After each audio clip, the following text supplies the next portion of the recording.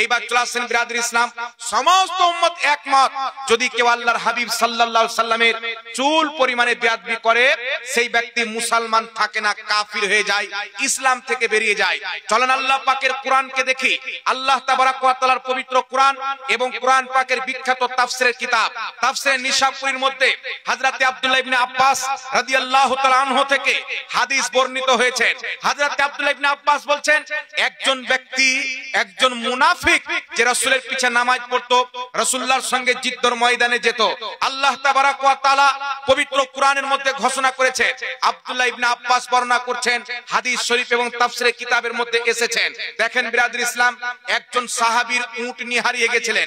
আমার আপনার নবী বললেন, তোমার উটনি অমুক জায়গাতে আছে, তোমার উট অমুক জায়গাতে আছে। তো একজন ব্যক্তি বাইরে গিয়ে বলছেন, মুহাম্মদ সাল্লাল্লাহু আলাইহি সাল্লাম বলেন তোমার উটনি অমুক জঙ্গলে আছে। মুহাম্মদ কি গায়েব জানে? ও তো গায়েব জানে না। তখন আল্লাহ পাক আয়াত নাজিল করলেন পবিত্র কোরআন পাকে, ওয়ালা ইন সাআলতাহুম লা ইয়াকুলুন্না ইন্নামা কুন্না নাখুদু ওয়া নালআবু কুল আবিল্লাহি ওয়া আয়াতিহি ওয়া রাসূলিহি কুনতুম তাস্তাহজিউন লা তা'তাযিরু কাদ কাফারতুম বাদা ঈমানিকুম। আল্লাহ তাবারাক ওয়া তাআলা পবিত্র কোরআনে আয়াত অবতীর্ণ করলেন।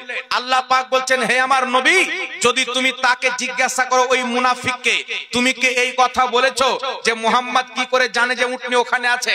মুহাম্মদ গায়েব জানে না। সেই ব্যক্তি বলবে, আমি তো মজা করতেছিলাম, আমি তো ঠাট্টা করতেছিলাম।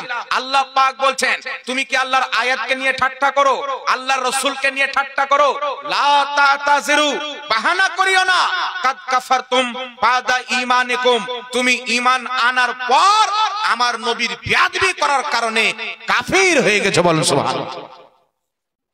নবীর পিছে নামাজ পড়ার পর জিদ্দের ময়দানে রাসূলুল্লাহর সঙ্গে গেছেন জিহাদ করতে, তারপরে নবীর বেয়াদবি করলে সেই ব্যক্তি যদি কাফির হয়ে যায়, আপনার ভাগবান গোলাই নামাজ পড়নেওয়ালা, মুর্শিদাবাদে নামাজ পড়নেওয়ালা যদি নবীর গুস্তাখের কাতারে থাকে, নামাজ যতই পড়ুক সেই ব্যক্তি মুসলমান থাকতে পারে না। মুসলমান থাকার জন্য নবীর অন্তরে আদব থাকা জরুরি। বলুন সুবহানাল্লাহ। আদব যদি না থাকে আপনি মুসলমান থাকবে না। এইবার আমার দিকে লক্ষ্য করেন বিরাদর ইসলাম, যেহেতু কুরবানির মাস চলছে, হুট করে যদি আমি আপনাকে বলে দিই জাহাঙ্গীর মৌলভীর সাথে ভাগ দিলে কুরবানি হবে না, আপনি বলবেন কি বলে দিল? এইজন্য আপনাকে আগে বুঝাচ্ছি, শুনেন।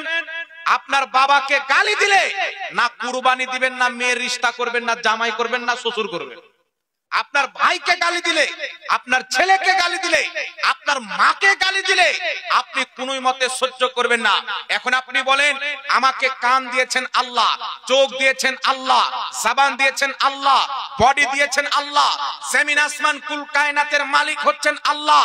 সকাল সন্ধ্যা দুপুর তিন বেলা আপনি আমি যে রিজিক খাই, সেই রিজিক দাতা রাজ্জাক হচ্ছেন আল্লাহ।